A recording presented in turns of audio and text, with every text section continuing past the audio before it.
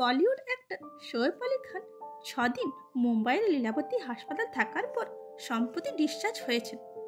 গত 16 জানুয়ারি শোয়েবকে তার নিজের বাড়িতে অ্যাটাক করা হয়। হাতে চাকুর আঘাত লাগার কারণে শোয়েবকে ইতিমধ্যে 2বার মেজর সার্জারি করা হয়েছে।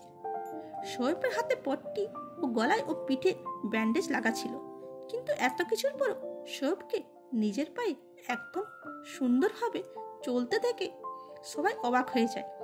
সোশ্যাল মিডিয়াতে অনেকে বিভিন্ন রকম কমেন্ট করেছেন। অনেকে বলছেন এই ঘটনা ফালতু, অনেক ঝামেলা সৃষ্টি করেছে। মিথ্যাভাবে এই ঘটনাটি অনেক বাড়িয়ে বলা হয়েছে। শোয়েব আলী খানের হয়তো একটুই লেগেছে, কিন্তু সেটা বাড়িয়ে অনেক বলা হয়েছে। যাই হোক, ঘটনার পর শোয়েব ও করিনা নিজেদের সেফটির জন্য নিজেদের বাড়ির সিকিউরিটি খুবই টাইট করে নিয়েছেন। এরকমই ভিডিও পেতে চ্যানেলটাকে লাইক, শেয়ার ও সাবস্ক্রাইব করুন। আর ফেসবুক, ইনস্টা থেকে দেখে থাকলে ফলো করুন। Thanks for watching.